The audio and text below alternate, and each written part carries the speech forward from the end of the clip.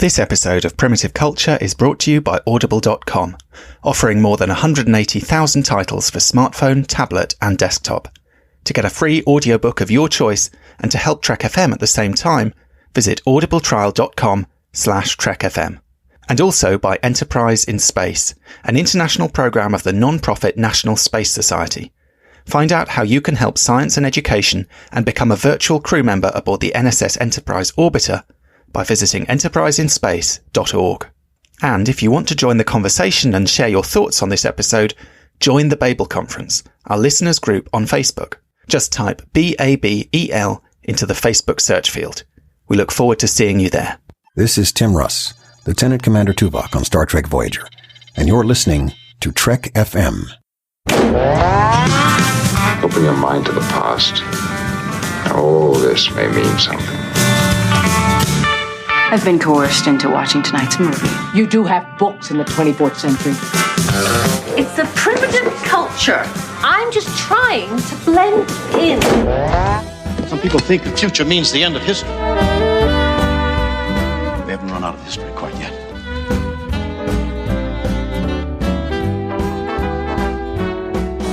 Hello and welcome to Primitive Culture, a Trek FM podcast all about our history, our culture, and how Star Trek relates to it. I'm Duncan Barrett, and today I'm joined by the custodian of the sanctuary, Tony Black. Hi, Tony. How are you? I'm very well, Duncan. That makes me sound far more official and important than I absolutely am. So it's a nice intro. I might just put that now on any letterheads or anything I send out, custodian of the sanctuary. I like it.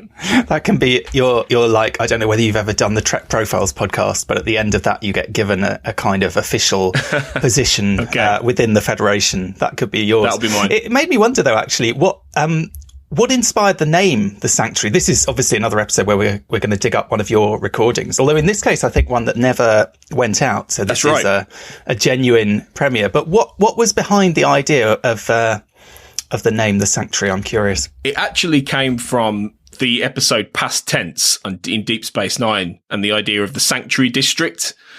I was trying to think of a name that would be evocative of politics and the economic strife and these kind of things. And the original very, very crude artwork was of the Sanctuary District until I managed to get something much better.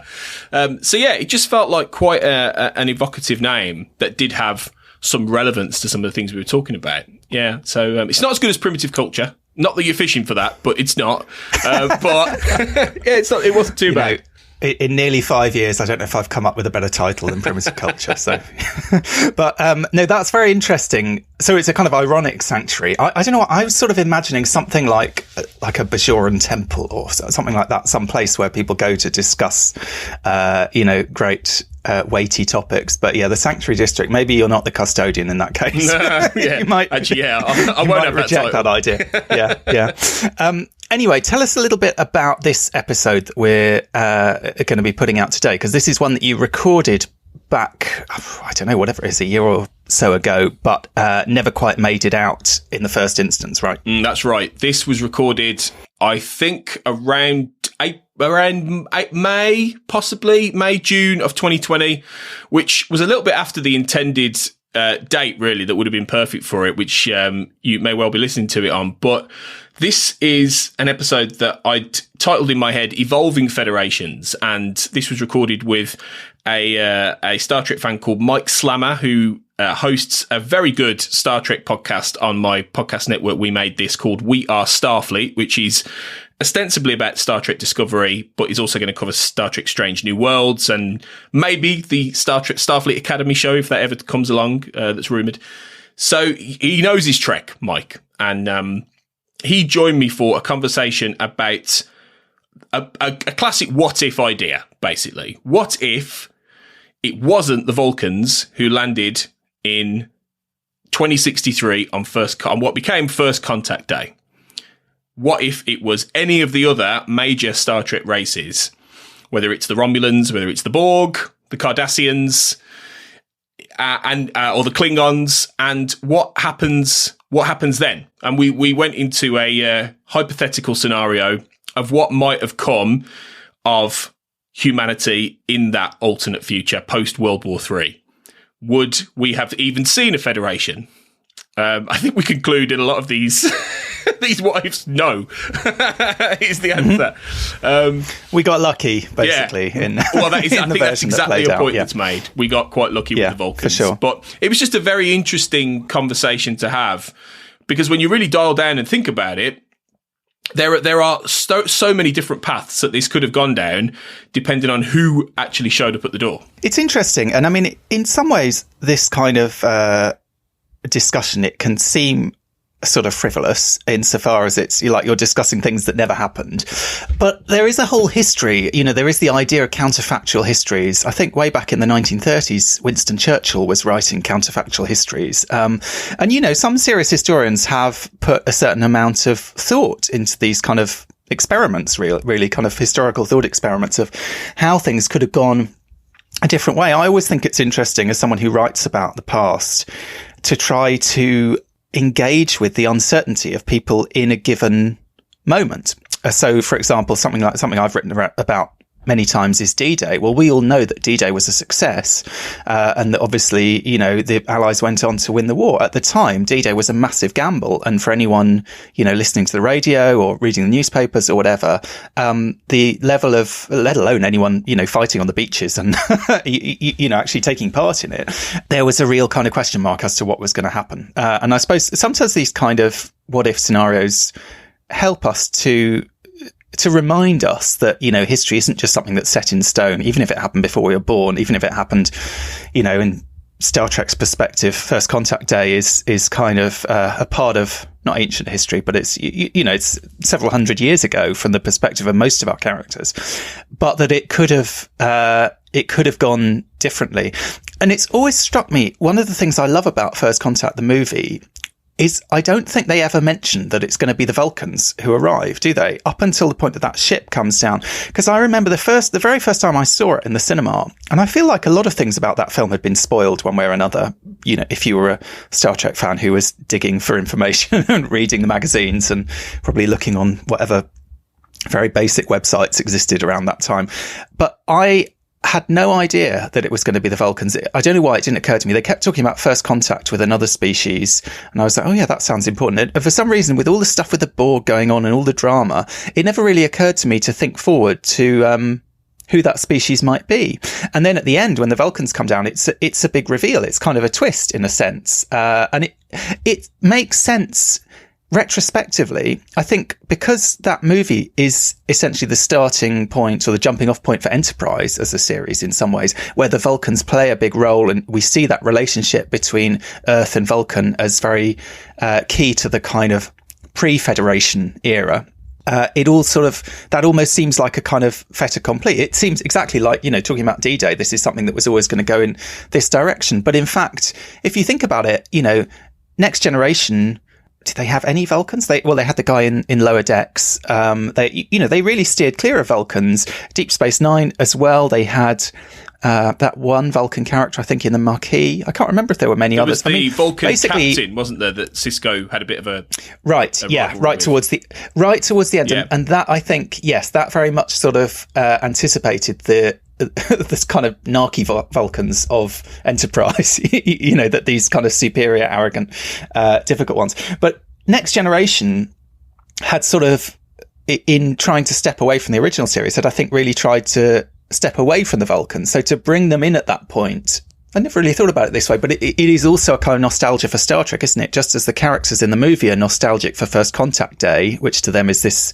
historical event, bringing in the Vulcans in that really significant way is almost sort of harking back perhaps to the original series, I don't know, or to what we think of as kind of classic Trek. No, I think maybe it is, because it's like you said, much as it makes sense retrospectively, it wasn't anything, I think, that had necessarily been put down in the Star Trek lore before First Contact was written. I don't necessarily think there was a document saying it was the Vulcans who were the first ones, but... And like you say, it does then lead on in many ways to what they do in Enterprise. But it's easy for us now, and maybe to just assume that was always what was in the back of everyone's mind when they were writing Star Trek and thinking about humans' first contact with aliens. But I don't know if that was really something that was there before this movie. So there was an assumption, I think, that the Vulcans made sense. And that's why it's so interesting to to look at the fact that it could have been, if it was relatively that they just happened to be in that area at the time, and they detected the warp, all that stuff going on, then could it have been a Vulcan ship? Could it have been a Romulan ship? Could it have been a Klingon ship? Could it have been a Ferengi ship? And then what happens? And I think what we get into is that it obviously all depends a lot on the different cultural realities of all of those races. So naturally, the Ferengi might try and exploit humanity for profit. The Klingons might necessarily come down and annex in some way. The Romulans might try and bring Earth into a protectorate. And so there's lots of possible ways that it might go. But I think it's like we said, the Star Trek universe wouldn't have existed. I think it had to be the Vulcans in some way, because I don't think the Federation could have existed in the same way and that future had you not had benevolent aliens come down on that day. Had it happened in any other way, I think we would have ended up with a very different human future. It's also a sort of nice symmetry, because the Vulcans are sort of a proto-Federation in themselves in some ways, insofar as, we later learn things like the Prime Directive are adapted from Vulcan practices. I don't think the Klingons or the Romulans are going around with any rules like that about how they treat other worlds. I mean, of course, in some ways, I suppose the difference between maybe this kind of speculation and a kind of counterfactual history or something like that is that, as you said, I think, if any of these other options happened, most likely we don't get Star Trek. And of course, this is sort of working backwards. I mean, when we say, why does it have to be the Vulcans or whatever? Well, at the point that it had to be the Vulcans, there've been 30 years of Star Trek already. It's a kind of chicken and egg situation. Yeah. So it's interesting as a sort of hypothetical, but at the same time, from a sort of production point of view, the egg comes before the chicken, if you know what I mean. If the egg is Star Trek and, the utopian future of Star Trek, and the chicken is the first contact with an alien species, it's a retcon. It's not a retcon as far as it doesn't contradict anything, but it is filling in a bit of continuity and answering a question that I certainly at the time as a Star Trek fan hadn't ever thought to ask, even though it seems like a pretty important one. So I think it was a very clever move what they did in that film. But yeah, it's interesting as a sort of thought experiment, as a kind of exercise, as a way of thinking about what these different species represent and their different kind of behaviours. It's interesting you recorded this 2 years ago, because it feels very much of the moment. I don't know if you watched the Marvel animated series What If? Yes, I did. Which was basically a series of exactly these kind of, half an hour on each of the, what if Doctor Strange was evil? What if there were zombies everywhere? That was a weird one. That was a weird one, what if all these different realities? And obviously now Marvel is leaning massively into the multiverse with the new Doctor Strange film and the recent Spider-Man film and so on. Star Trek obviously has kind of played with the idea of the multiverse. We had the episode Parallels, and I suppose you could say the Kelvinverse is basically a massive what-if scenario.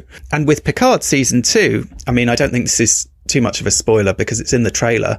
Q has this line about the road not taken. This is another story about an entire reality featuring the Sanctuary Districts, from what we've seen, that is based on the idea of an alternate reality. So obviously this is very much in Star Trek's ballpark. It's not inconceivable that we could get a Star Trek episode that shows what would have happened, just as in the movie, as you two point out. We see what happened if the Borg turned up in 2063. We could have an episode that sees what happened if the Ferengi turned up and screwed around. It's very much an exercise that is in the kind of realm of the kind of stuff that Star Trek likes to do with its science fiction repertoire. I think we said in the episode that it would make, at the very least, a good comic series that IDW or someone might put out. Definitely. The What If, and you could do all these various different versions of it. And there have been a lot of alternate sort of counterfactual things written and put into comics in the past in Star Trek as well. So it's definitely, like you say, something that could be done and is very much in vogue.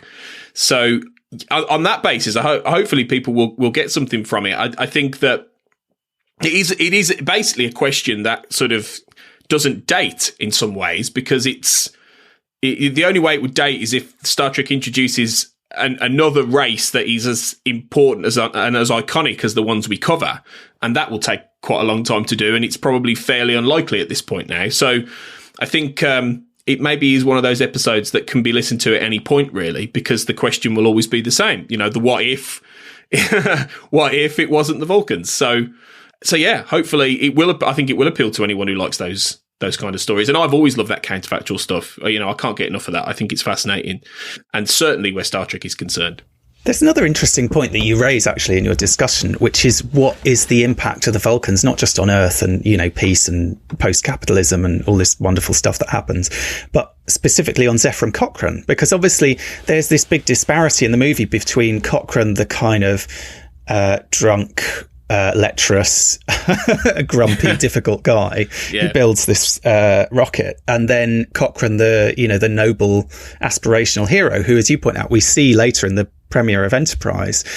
And I was quite interested in that dichotomy. I've always sort of assumed, and I don't know, maybe Ron Moore or Brannon Braga or someone has even said this, it sort of seems kind of inescapable to me that Cochrane is a Roddenberry figure. That's how I've always sort of taken him, that he sort of encompasses both sides of Roddenberry's personality. You know, the Roddenberry who wants to make a quick buck, who screws over Alexander Courage by writing fake lyrics for the music, who introduces the Idic as a way to sell merchandise, you know, who's always kind of got his eye on the bottom line, but who also becomes this kind of deeply committed, almost sort of messianic figure around whom, you know, the fans congregate. You know, he sort of buys into his own sort of reputation in some ways. And by the time of Next Gen, he is very much, not to say he's not a complex and conflicted and you know, unusual person in many ways, but he has very much bought into this kind of utopian ideal and made that a part of himself. And I think obviously that is presumably the journey that we see Cochrane going on. But whether it's the Vulcans who are the kind of the Star Trek fans to Cochrane in that instance, kind of pushing him in the right direction, I don't know. It's an interesting question. Yeah, perhaps. Yeah, because it was something that just struck me, and that you do see a disparity, and it feels like there's a whole other story to be told again, a whole other story to be told there with Cochrane. And just the functional aspects of how it would have worked after that moment at the end of First Contact really interest me. You know, how do you get from there to Enterprise within 90 years? You know, which might sound like a long time, but in the grand scheme of things, it's not at all. So much can happen, but also so little can happen, if you see what I mean, in that space of time. So I think it does feel like this question opens up a lot of doors, really, and there's still a lot of unanswered questions. I think I say in the episode, that 90-year period in some senses is the least likely to be explored in Star Trek, certainly on screen, but in some ways would be the most fascinating to see, because that really is the formation. So Enterprise obviously tries to deal with the formation of the Federation.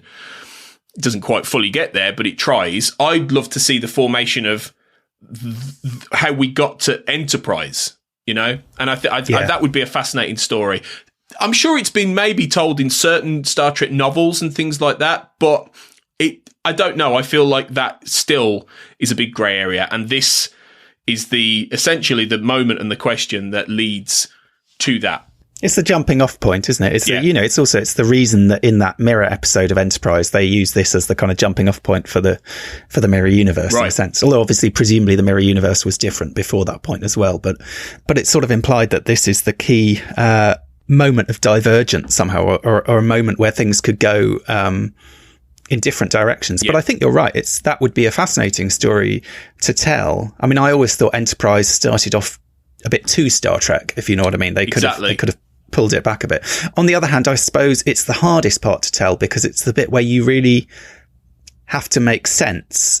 It's not just doing the world building. It's like bridging the gap. Yeah. And that requires a sort of more detailed, more specific, more granular kind of relationship to reality and the world as it is now, maybe, even though this is obviously, post World War III and blah, blah, blah, than Star Trek typically likes to do. You can't just, do the hand waving and just accept, and then we, then we built replicators and we fixed everything or whatever. It's got to be a bit more complex than that. And I think it would be fascinating to, have a kind of a story that tackles that, but it may be one of those things that Star Trek is never quite going to want to pin down. No, I think that we might get there if somebody is brave enough to do the Bryan Fuller idea of an anthology show where each season you do a different story. You could absolutely, the Fargo style, you could absolutely do that. Then you could do a 10-part story or whatever and tell that. But I'm not sure. Bring back James Cromwell. Why not? Exactly. Great. Yeah. So you need to do it before he, while he's still around, because he's getting on in years. Maybe one day, who knows? Definitely. Fantastic. All right. Well, I hope listeners enjoy listening to this conversation. I think it's an interesting chat, as I say. And see you again soon, Tony. Thanks, Duncan. Enjoy, everybody. Joining me this week is Mike Slamer, host of Discovery podcast We Are Starfleet, to discuss a hypothetical today. What might have become of humanity, and indeed the Federation, if humans had not made first contact with the Vulcans, but rather a different alien species?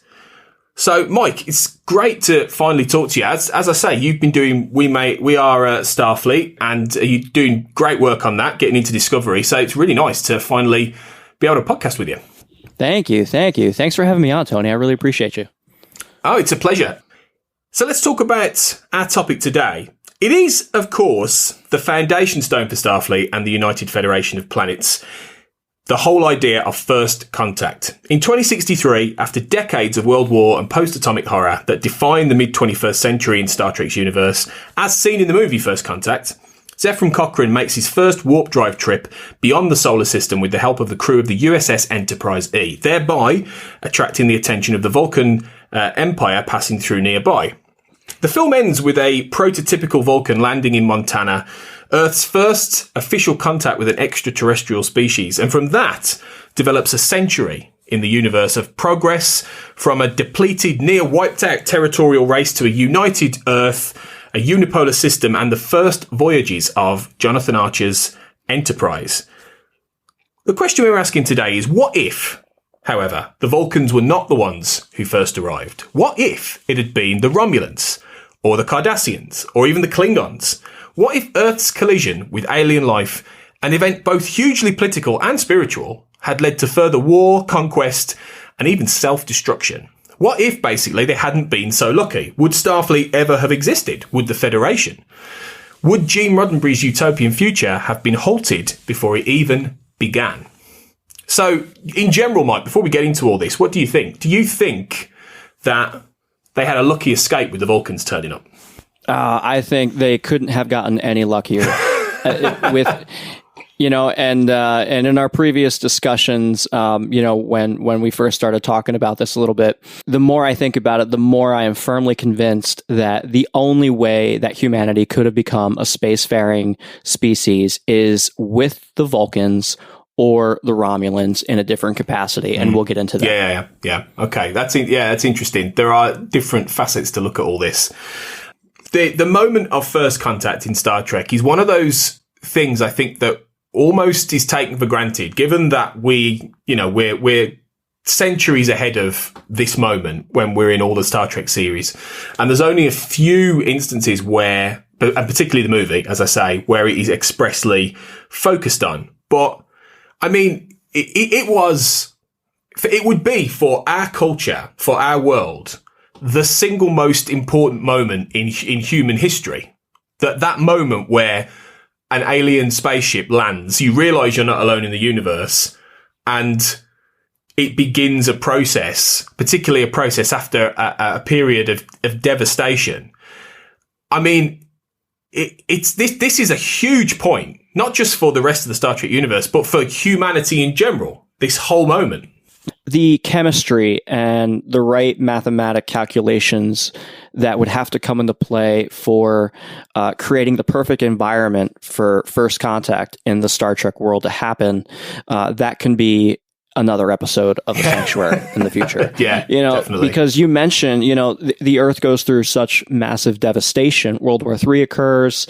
And if we take the events of First Contact, the movie, to be absolutely truth, then Zefram Cochrane wasn't some altruistic scientist seeking to, bring humanity into the future. He was just trying to make a quick buck. Yeah.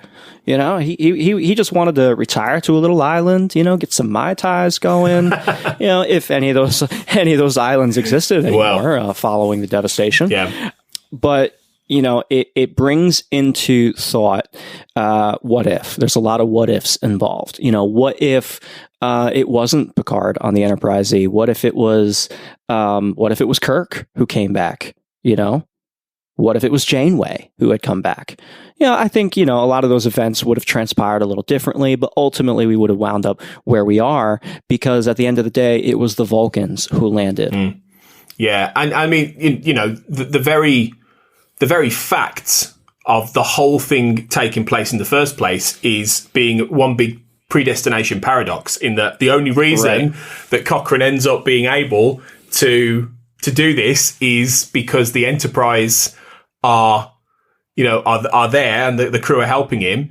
And that's only because the Borg have invaded and gone back in time, which, and this is what I love about this, because then, and this is the genius of Enterprise, because then that event creates, Borg debris that then leads to the message going to the Borg in the future that gets them to Earth in the first place. It's wonderful. It's a wonderful little paradox, but it's and so if it's the chicken and the egg scenario, which came first in this case, but it is that whole thing of it takes the Star Trek future we know as an influence point to actually get the Vulcans to turn up, that it works out at that point that Zefram Cochrane is in the right place at the right time for a Vulcan ship passing by, when it could have been anybody else. And I think, like you say, there is a completely different episode, I think, in exploring what we know about that era, because I think there is some particular interesting questions like, who was in charge at that point? What did the geopolitical landscape of the world look like in 2063? We only see that farm in Montana.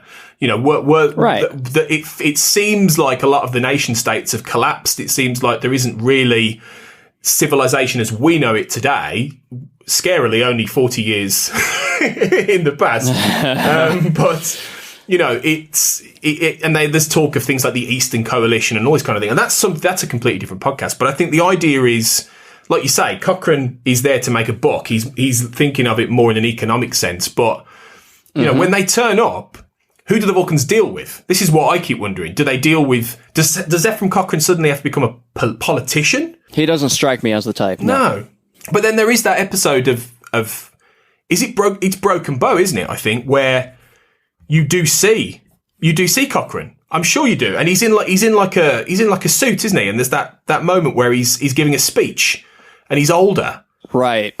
It's hard to say because, in my opinion, Zefram Cochrane would have kind of seen the light, so to speak, and realized, like, okay, my science is leading someplace, and he will achieve the fame and notoriety that he so desires through following that. And his interactions with Geordi on the planet's surface, that scene where Geordi LaForge is saying, "Oh, this is where your statue's going to be," and then Zefram turns around, and he's like, "I got to take a leak." What? I don't detect a coolant leak. I think that kind of plays into it a little bit, and it made him realize, that was the first step. So yeah, he was greedy. He wanted to make the buck, but ultimately, after his interaction with the Vulcans, realizing that there's an entire, starfaring civilization out there, and that maybe humanity can join them, was maybe a bit of a turning point. So maybe he would not have become a politician, but maybe more of a talking head type influencer that we would have in today's society. Maybe he's also like a symbol, maybe he becomes, and this is why, he ends up with, years later, he ends up with a statue, because he becomes, in that future, he becomes the equivalent of, say, a Isaac Newton, or an Einstein. He becomes one of those people whose name is carried through history for some kind of, particularly I'd say Newton actually is a good example, because he, you know, the inventor, quote unquote, the man who discovered gravity, you know, such a huge moment in the history of science and the Enlightenment. Cochrane, by accident, nonetheless. By accident, yeah, and in some senses, Cochrane can't get where he needs to go on his own, you know. And the history and First Contact reworks history to that point that it takes the enlightened superhumans of the future to actually give Cochrane the little leg up from this drunken, dishevelled guy to actually the person who can do it. Which makes you rethink all these different, legends in history. You know, how many of them did the story play out exactly as history is recorded? You know, it makes you wonder. But exactly. But you know, I mean, the whole legend of Isaac Newton sitting under a tree and an apple falls on his head, and he goes, "Oh, I figured it out." You know, so it's rarely is it as simple as it seems. But I guess that's why when the Vulcans turning up are crucial in order to make that next step, aren't they? Because they are going to approach a situation like this, and somebody like Cochrane, who maybe humanity, once they realise what's happened and it starts to filter out, maybe they see Cochrane as somebody who is like a symbol of what they could be again, or what they could be going forward. And you know, it could be almost a bit like how the Vulcans try and baby them 100 years later in Enterprise. Would it be the same here? You know, would they really sort of be metaphorically holding Cochrane's hand and saying, "Look, you don't know how you're doing this. We don't. You know, we need to sort of do it together." I think it's very likely that's exactly the case. As we see throughout Enterprise, the Vulcans have a kind of a heavy hand on the development of humans' first steps into the galaxy. So it absolutely plays into them having the same heavy hand on Cochrane. But they I suppose they come into it with a level of, you know, with their logic, they would come into it with that level of, you know, you can't rush this. You know, this is something that has happened. We found you. But then, you know, would it have been any? I mean, this is what I always think as well. Would it have been any different from any other sort of First Contact for them? You know, they've been around for years. What makes Earth any different from, you know, Rigel 6? Where, right. You know, and that I mean, that's a whole different conversation in itself as well. But like, would they have seen anything different in humanity than any other species? Right. Well, I do think that humanity was a bit more anxious and a bit more eager to explore and get away from Earth, and we do see that in Enterprise as well. There's a lot of butting heads, and it stands to reason that early on, you know, the Vulcans, they see that, you know, here they are, they're about to go out into the universe, and there's Klingons out there. They've already had many skirmishes and tensions with the Klingons. They know about the Romulans. They know about, you know, well, presumably they know about the Ferengi, Andorians, Tellerites. They know that there's a lot of tension and conflict, and that humanity simply isn't ready, and they'll be taken advantage of. They could be completely wiped out. And the Vulcan logic says, hey, keep them safe, keep them in their corner of the galaxy. You know, let's bring them in a little bit at a time, and then, you know, we'll see what happens.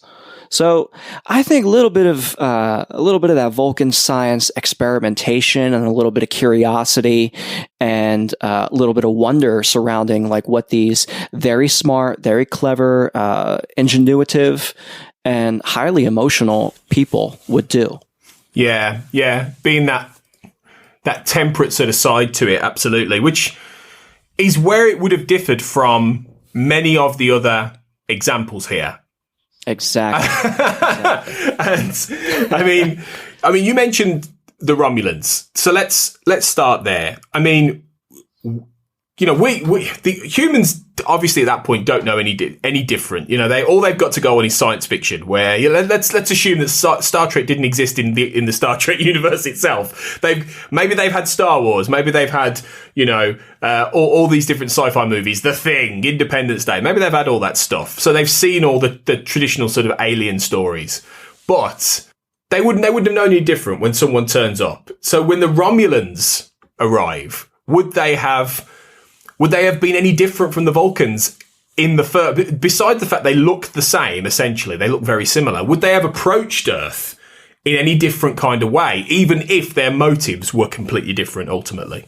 Well, yes and no. Yeah. I think that number one, it would depend on, who were the Romulans who were scouting? What type of individuals were they? Were they a bit more charismatic? Were they a bit more, were they more opportunistic and looking to make a name for themselves? Were they, if they were simply on a scouting mission for the Romulan Star Empire and they saw this, they saw Zephyr Copcom come up and they turned around and they said, hey, let's go check these guys out, see what they're all about. I don't necessarily agree with some ideas that I see about Romulans turning them into a penal colony.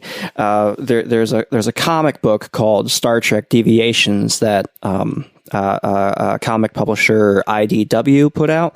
I didn't read it myself, but basically the tagline is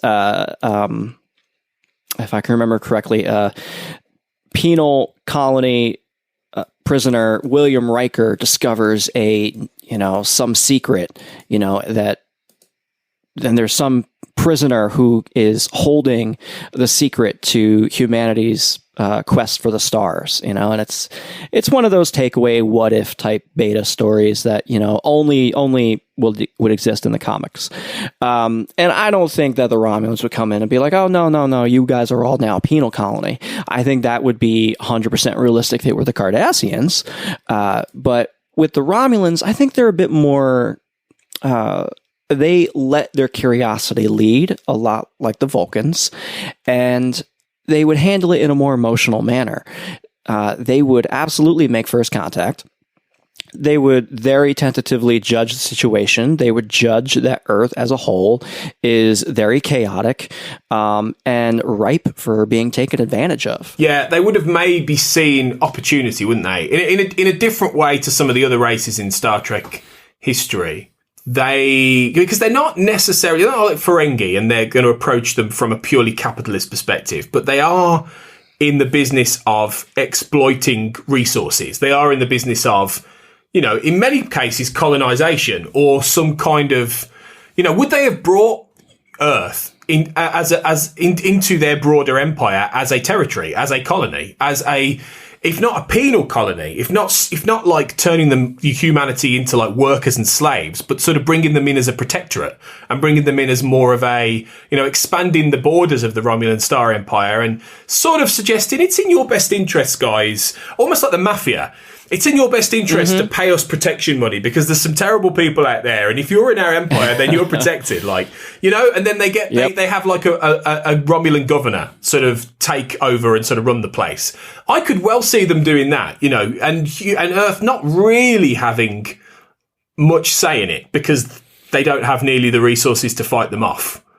Potentially. Exactly. And we do see that while Romulans do subjugate what they deem as lesser races, I do believe that humans, much like Vulcans, are so close to Romulans, physiologically, biologically, that we would very much become like maybe not necessarily a sub-race, but we certainly wouldn't be on equal footing. And we would be treated as a colony. We would very likely be living in service of the Praetoriate. The Romulan Senate, would come around, once every, couple of years or so and, grab whatever they deemed worthy that we were producing, whether it be our wine or our art or, whatever pieces of culture are still alive, they would very likely take it and just make it their own, treat it like a manufacturing supply depot, and we would live as part of the Romulan Star Empire. I don't think that we would truly have our own fleets. We wouldn't, go out there and be like, okay, hey, we're Romulan Starfleet. That wouldn't happen. There's no Romulan Federation to speak of, but we would become part of the Star Empire. And I could definitely see humans serving on, the Daedalus class vessels. I could definitely see them, going back and forth between different planets and sharing culture and being ambassadors. And going through the Romulan social order. Fascinating thought, isn't it? Actually, that they could have ended up part of not a federation by any means, but part of a broader alien empire where, because there's every possibility. Had the Romulans got to Earth and the Federation had never existed, the Romulans might well have done the same with a lot of the other races who end up in the Federation. And you might have found that the Romulans essentially took over, and their main antagonist potentially would be, say, the Klingons, who are a big spacefaring race themselves, and maybe the Vulcans. But, it would have been a very different landscape, and it could have been that, humans are going off to Andoria, but Andoria is part of the Romulan Star Empire as well, and they're sharing. And it would have looked like Rome. It would have looked like ancient Rome. It would have looked like where you had Romans at their zenith, controlling parts of, say, I don't know, northern Britain, which would have been way far away from Rome, or eastern Turkey or wherever, right on those borders. And and the people in those lands, if they did travel, they never would have gone anywhere near Rome. So humans wouldn't go anywhere near Romulus, and the emperor would be this. Or the Empress would be this distant figure, like in ancient Rome, that you knew existed, but you wouldn't be able to say what they looked like, or maybe you could because you'd have travel, but it wouldn't. Do you know what I mean? It wouldn't be. Yep. It wouldn't be the same. There would be a very distant sort of imperial ruling base, and humans would just be a small, very tiny part of this great big fabric. That is. To be honest, Mike, it sounds a lot more realistic than the Federation. And another reason that I 100% agree with you on this one is, the more cunning and the more dangerous of Romulan society, they're the ones who survive and thrive, right? So I could see the same thing, here on Earth, the most cunning and the most tyrannical, the most evil among us would probably rise through the Romulan echelon and kind of join them a little bit more hand in hand, just like with the Romans when they came through and they came to northern Britain, they made chiefs out of, whoever was in charge. They made them the governors of that territory in order to exert their own control. So it's like, hey, listen, you're a bad human. We're going to make you the bad human boss of Earth, and you're going to control everybody here. So there was no opportunity for a more altruistic, science-based society to rise. Whatever we had been given by the Romulans is what we would be happy with. Yeah. I agree. I think it would have been something that we didn't really know any different. We didn't know any different within that grand sphere of things.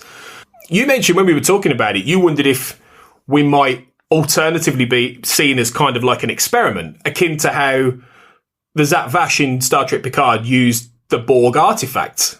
And yes. and that's an interesting way to look at it. Would we have what would that have looked like? I'm trying to recall how many episodes of Star Trek really centered on first contact type stories, and it's not a bulk, right? So think about it this way. If there are, let's say, 20 races in the immediate galaxy, and we're the only ones that the Romulans found who have just discovered warp drive. So, for them, it's like, okay, hey, here comes the science and the curiosity side of it. These are humans. They are biologically, physiologically very similar to us and Vulcans. We're a bipedal species like many other races in the galaxy, and we've just discovered warp drive. What can we do with this? Let's see where this goes. On that flip side that we had talked about, I could definitely see them boxing us in a little bit, making sure that we didn't go beyond a certain barrier, and kind of seeing how we developed. And they would have a heavy hand, similar to how the Vulcans did, and they would treat us a little bit more directly. Whereas the Vulcans were kind of tacit and very, hey, you just discovered warp 5. That's cool, but don't go over there yet. Yeah. The Romulans would be like, "Oh, you discovered warp 5? That's where Kronos is. You should go there." I think they would. Yeah, go check it out. Yeah, definitely. Go say hi to those guys. Yeah. I could see something like that happening, and the Zat Vash, was very specific regarding the singularity and AI and how all that transpired. But I could see, maybe like the Tal Shiar being heavily involved in how Earth developed and how it became a spacefaring society of its own accord. So although we might not be directly subjugated by the Romulan Star Empire, all of our vessels, all of our technology, everything that we have would be basically descended from the Romulans. Yeah. I think the best way of looking at it would be that we were in a protectorate, but we weren't protected, if you see what I mean. And whereas with the Vulcans, they very much sort of shielded from what it seems like. And that period between like 2063 and like 2150 something, when Enterprise begins, that's a whole other period of Star Trek history that hasn't been sketched out, which would be fascinating to see happen, sketched out much more.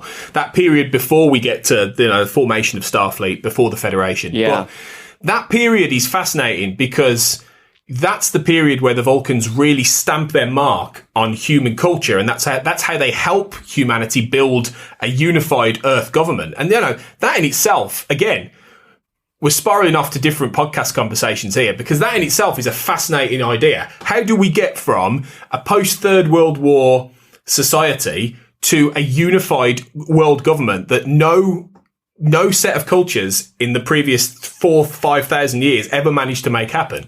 So exactly, and it's because of the Vulcans. The only response to that is the Vulcans helped sow the conditions to say, look, you are part of a greater fabric that exists that is way beyond your nation, your tribe. You need to stop thinking so tribally, so nationalist, and think you are one among many, as a planet. And I think that's what the Romulans wouldn't have done. I don't think the Romulans would have fostered anything like that in the same way. I think they would have happily seen Earth still be nation-based with their controlling overlord sort of governor. And, if humanity happened to sort of war against each other a little bit, as long as it didn't cost them economically, I don't think they'd have cared if parts of humanity were killing each other. Whereas the Vulcans did, and the Vulcans worked to help erase that. And I think that's fascinating in that it would have been we know it would have been a very different direction, but it's only because you have that protecting hand sort of saying you don't have to be like you were, this is what you could become, is what gets humanity there. And yeah, that wouldn't have happened with the Romulans.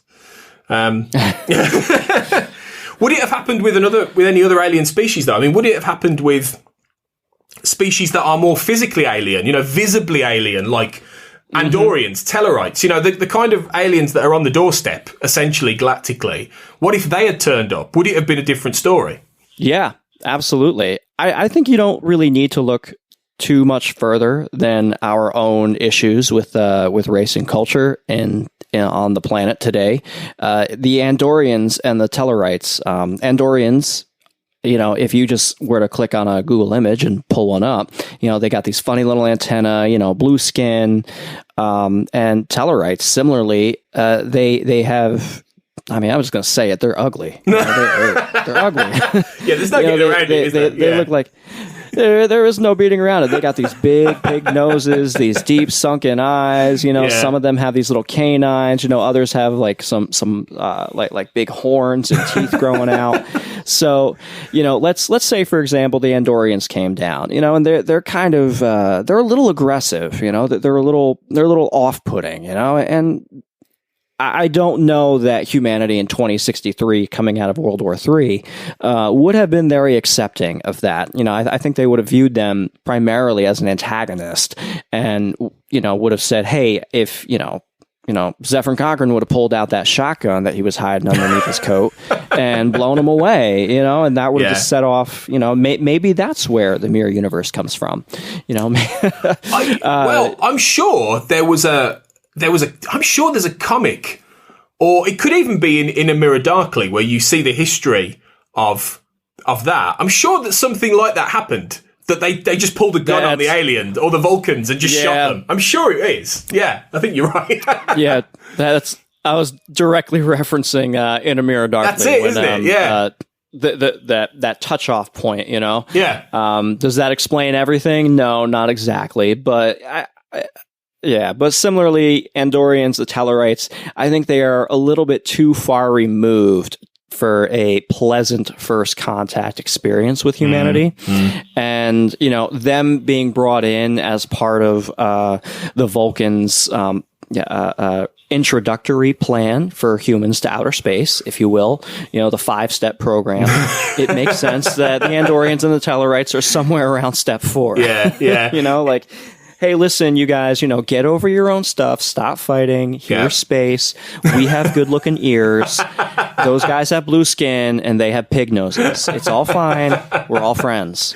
Well, it's true, because when you meet the Vulcans, they're not that dissimilar physically. They have the pointed ears, but apart from that, and the sort of bowl haircuts, but apart from that, they don't look too different. If ever in the old in the old movies and TV shows, when Spock goes to 1986 in the voyage home, all he has to do is put a bandana around his head and nobody knows he's any different. You couldn't, if Spock had been a Tellerite, they wouldn't have been able to make that that film in the same way. Exactly. He goes back to 1930 in City on the Edge of Forever. Yeah. And he gets arrested, and the cop is like, "What's wrong with you?" And Kirk's like, "Oh, he's a Chinese rice farmer. And he got into an accident." And the cop is like, "Oh yeah, okay." Yeah, which is terribly racist if you look back on that. But oh god, yeah, really bad. But exactly. People would buy it, and you think, well, that the rules are different when you get into aliens that look visibly different. And you're absolutely right. We don't know a lot of the conditions as to exactly, or I can't remember them off the top of my head anyway, as to exactly what caused World War III, what caused, the so-called post-atomic horror that they talk about in TNG, all these things.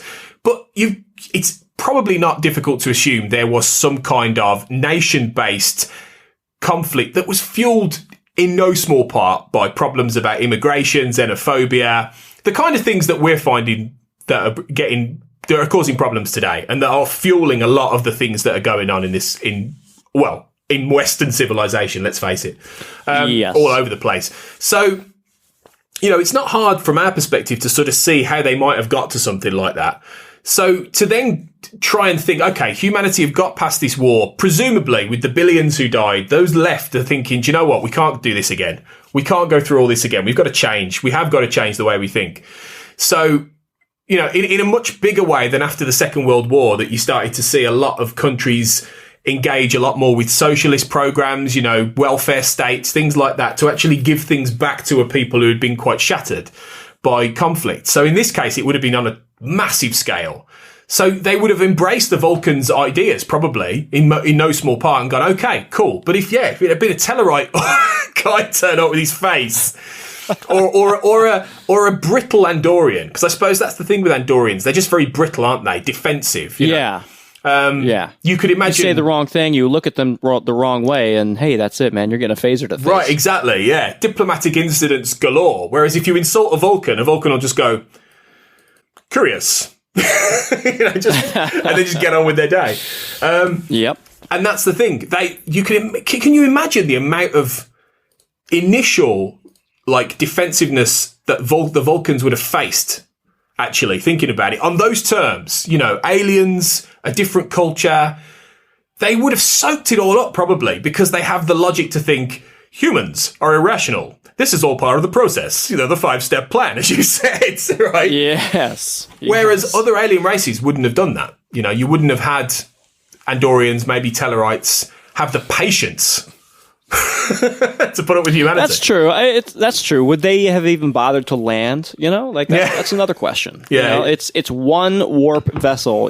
Just doing his first trip. I don't know that it's enough to really catch the attention of more fast paced, energetic. Hey, I'm on a mission type species. Whereas Vulcans, they're naturally curious. Romulans, they're naturally curious. Yeah. So that could be the case. What about Klingons, then? Because they're obviously a completely different ballgame, aren't they? The Klingons are an aggressive, war-like race who are, very much inspired by the idea of conflict. Their whole culture is based around violence. Even if, in later series, we find out there's a nobility behind that violence. There's a nobility behind their culture and their mindset. Surely they would have just wiped humans off the planet, they invaded. I think the Klingons are relatively cut and dry in that respect. Would they have landed on a, war devastated Earth. They would have found, whatever humans left barely surviving. We wouldn't have exactly been great sport, I suppose. I don't know that what our armies were like, what type of forces we even had in terms of security. There were pockets of resistance and the quote unquote Eastern Coalition. So it's hard to say that if the Klingons were to come down, would they have faced much resistance, if any at all? And I think they would have just, see a human, kill the human, doesn't matter, like we're going to, and again, it's hard to judge the Klingon Empire fully because we don't know their entire history. Like, their culture, their ways. It's all about, the warrior caste, right? And, they kind of take control of the Klingon Empire a little bit further into the Star Trek timeline. So during that period of time, it's all, as far as we know, it's all the houses are kind of broken up and they're competing against each other for dominance. They're trying to rise to power. And in Jonathan Archer's time, he is the one to make first contact with Klingons, professionally speaking, as he delivers a wounded warrior who had crash landed on Earth back to Kronos. So that kind of kicks off all the war. It kicks off a lot of tension and conflict between the Klingons and humanity until, eons later when we have the Khitomer Accords. And that is solely based on the fact that Klingons didn't have any idea that humanity existed. So what if they did? What if they knew that there was this race, up and coming, technologically smart, we're friends with the Vulcans, we're friends with some Tellerites and the Andorians, and, we're getting better at starships, we're getting better at subspace communications, we're getting faster. I think that they would have jumped on an opportunity early on to squash us while they could. Yeah, I think you could well be right there, because while the Romulans seem, even back then, to have been a very imperial system, a very controlled system of, an expanding territorial empire that is ruled by a central imperium, like you say, the Klingons were a feudal system. They were based on what in the old days in our society would have been a very sort of medieval feudal state of different, like in this case, houses for them, but in our case, different kings and territories and, warlords battling each other across the globe in different parts of the world. In the Klingon society, it could even have been a house. And let's say for the sake of continuity, House Duras, because they were always causing problems. It could even be a particular house who decide that humanity are a threat and they go after them. And, you wonder how, like you say, how much of a defense would humans at that point been able to put up? I mean, you get references in First Contact to the Ika satellites that then rained some fire on Montana early on. So that there are clearly some sort of orbital weapons that were presumably used or are holdovers from what you'd guess a thermonuclear conflict or something like that happened with World War III. But they're not like the equivalent of photon torpedoes or phaser fire, or that kind of aerial bombardment that in theory a Klingon bird of prey could do. So, and ground troops, that's the whole thing. Klingons would just deliver like whole legions of fierce warrior ground troops, with batleths. How are you going to fight them off? Oh, yeah. I was just watching, as part of my podcast, I was watching Star Trek Discovery, and you see these great Klingon warriors with their batleths, and they are lust with power, and they are drunk on combat. They just go for it. And can you just imagine being, a human in Montana hanging out at the bar, and your buddy Zephyr just comes over and he's like, "Hey man, I just met up with these aliens. Check it out. They're coming down." They land, and out come these massive Klingon warriors with their batleths. Yeah. You would lose your mind. You'd be like, "Oh, this is it, and you'd be right. Yeah, invasion, pure and simple invasion. Although that's the thing, Klingons, they're not evil. I mean, that's the whole thing. They're not there's not a malevolence necessarily about the Klingons, but there is definitely a territorial aspect. There are points in Star Trek where they're trying to expand territory, where they're trying to get they're locked in their own sort of permanent Cold War with the Romulans, that's gone on for a long time. And they are, when they collectively work as an empire, the Klingons are quite powerful, and they have, admittedly, as Star Trek goes on, they become less powerful and they lean a little bit more on the Federation, particularly in the 24th century for support, but and they enter the 23rd. But let's assume at this point in the 21st century, they are a powerful group of feudal houses that exist within a cultural banner. And there is no reason why they wouldn't see humans as, pataks to just kill and slaughter. Yep. And, and are just not worthy of their, respect. Because that's the thing with Klingons. It's respect, isn't it? They, if they want honor, maybe they would see a dishonorable people who are just worth slaughter. Or they may even enslave humanity and have them become workers. Although that, I suppose you mentioned it at the start, maybe that fits the Cardassians a little bit more if it was the Cardassians who turned up, perhaps. Yeah, I think the Cardassians would definitely just start right there out of hand. You mentioned earlier it would kind of depend what Klingon house it was, and if it was like the House Mokai, they would be potentially more interested in enslavement, or worker camps or something to that effect, or manufacturing base, because Earth is very resource rich. We do have a lot of metals, we have a lot of food supply, we have water. It's a very temperate environment, whereas the Klingon homeworld is a series of volcanoes. So I think that it's the Klingons might say, hey, let's go for a vacation. We'll set it up. We have our workers there already. They'll make it real nice for us. Maybe they'll heat the planet up a little bit and get rid of some of the oceans, make it a bit more, warm for them. But again, 24 houses, there's 24 different ways that it could go. But ultimately, I think it all comes down to they would be looking for some blood. Yeah, because that's who they are. They're a warrior race. They would land, look for a fight, and if they didn't get a fight, they would just kill everybody. If they did get a fight, it would depend on with whom. If they're meeting with, the Arnold Schwarzeneggers of 2063, they might have a different opinion. Yeah, and that's the thing. Even though the Klingons presumably would have had to need to go and become a colonial power in order to, like you say, gain resources, because they don't necessarily have those on their home world. So there is some element, I think, with Klingons that they have to go out and conquer in order to gain resources. I don't think, like you say, that that's their primary motivation. I think it would be, is there honor in the battle, down here? That's very different from the Romulan idea of colonizing, bringing your people in as a protectorate, then ruling them in order to mine resources to gain their capital strength. And it's a different kind of approach.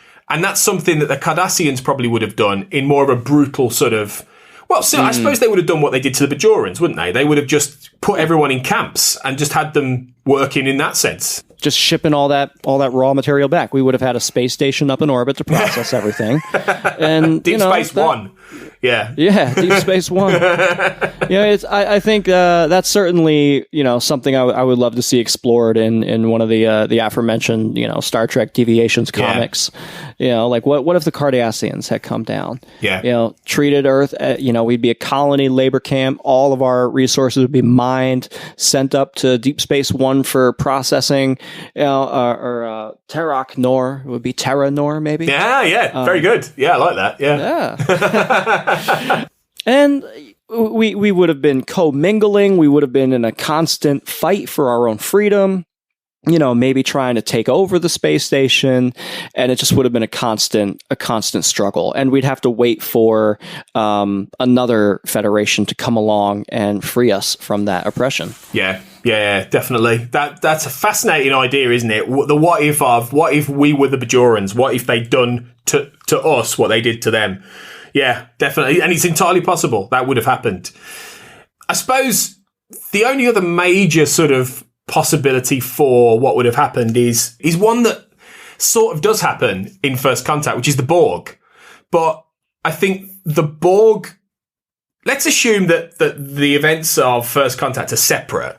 If the Borg had turned up at that point, then for one thing, it probably would have been strange because they didn't know about humanity, and they were in the Delta Quadrant and they were way away before this happened. So the chances of them even coming would have been slim, but there wouldn't have been any question with them. I mean, it would have just been assimilation, I guess, just exactly the same system. Right. Well, we have examples in Star Trek Voyager of many different races staying under the Borg's radar, simply by staying out of their way, not getting too technologically savvy and not engaging with them.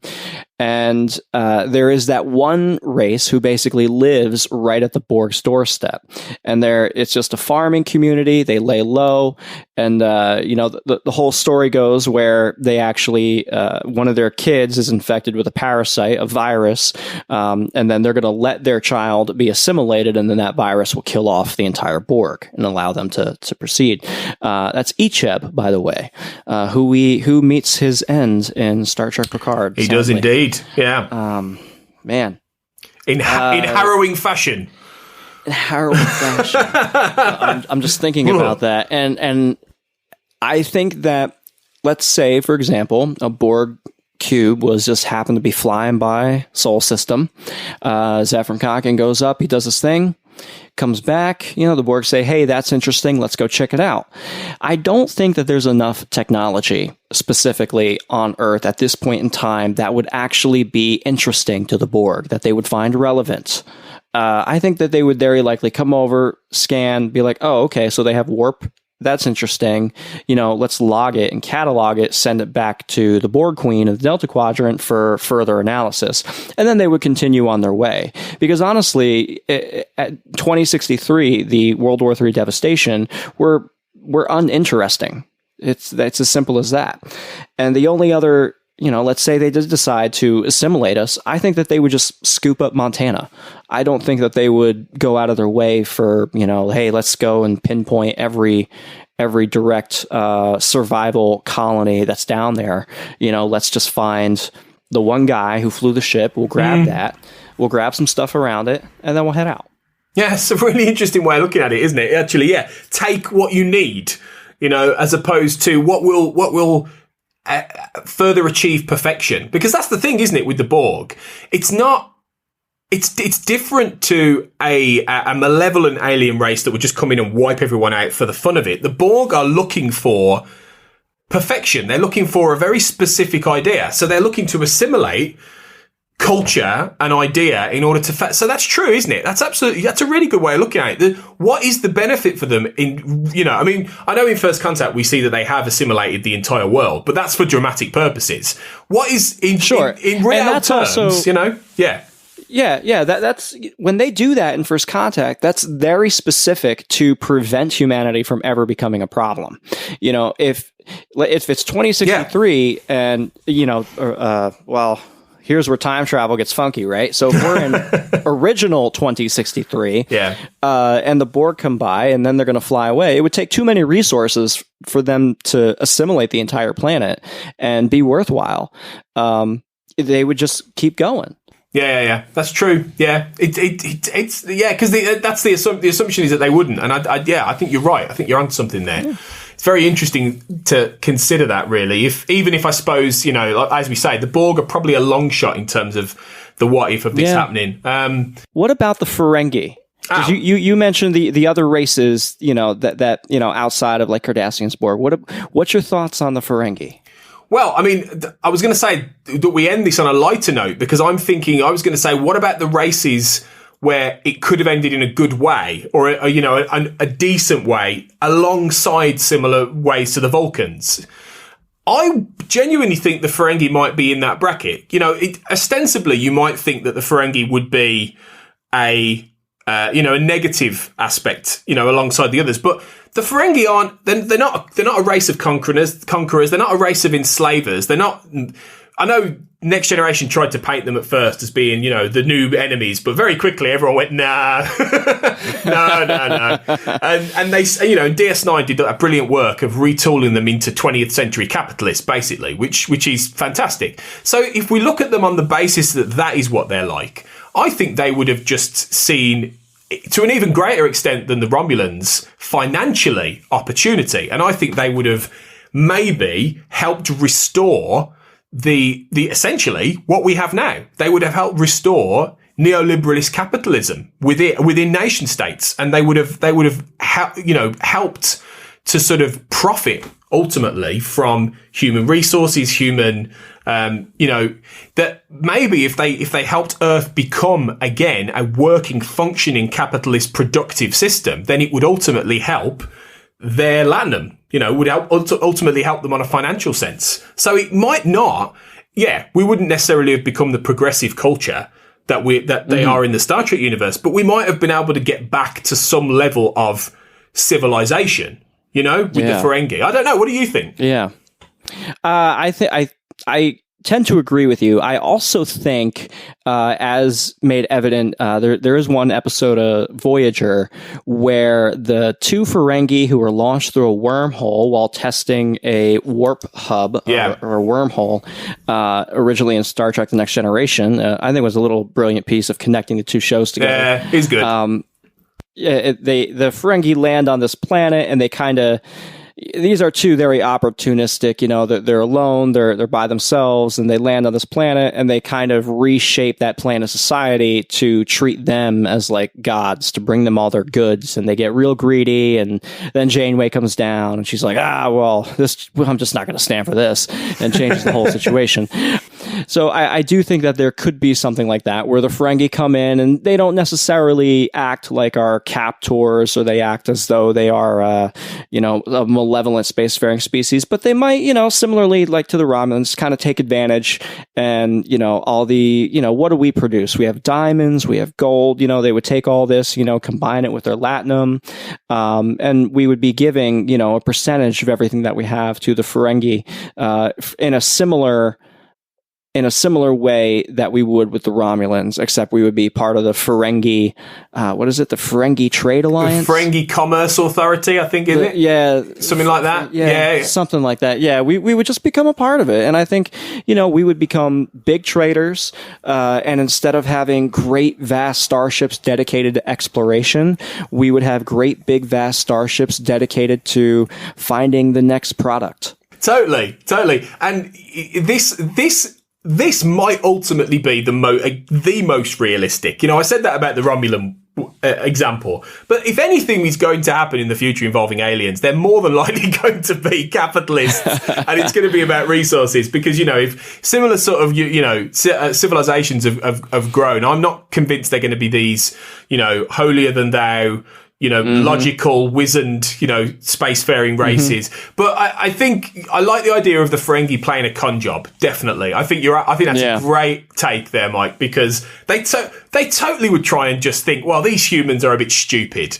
Like in Little Green Men, where they swiftly realise the army are a bunch of idiots, and Quark's like, right, we can make a buck here.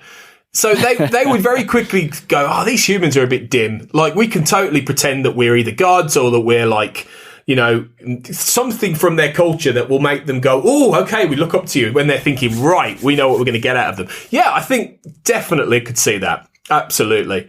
But again, it wouldn't necessarily lead to humanity's destruction. I tend to think the Ferengi would see the benefit in some way helping to restore human productivity and civilization, for their own benefit. Ultimately, they wouldn't do it at the kindness of their hearts or anything, but they would do it in order to further the profit margin. But that be better than the Klingons. Yeah. I mean, ultimately, I think it would be a better fate than having the Romulans, the Cardassians, absolutely the Klingons, and we got lucky in that it was the Vulcans who landed, right? Yeah. That is just a fact.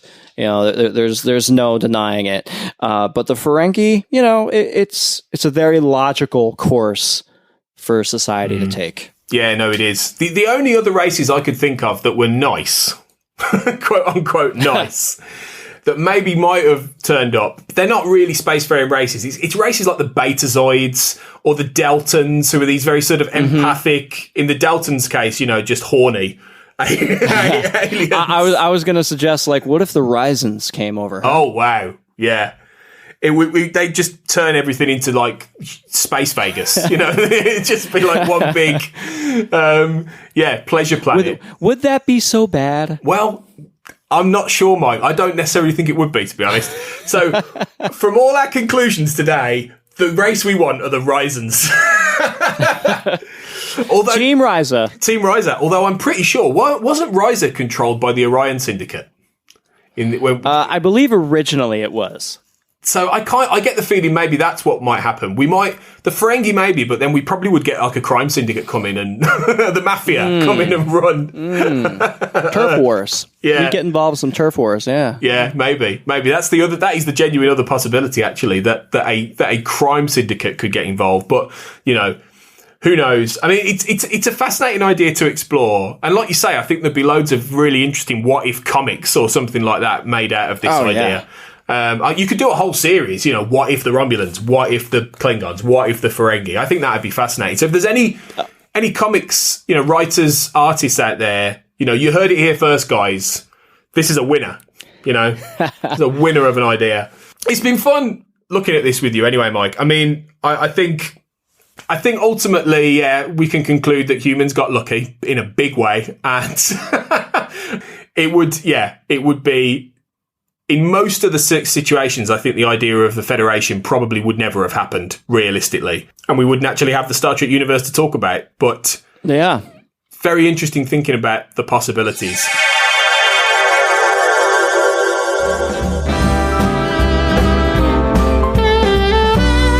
You're blended already.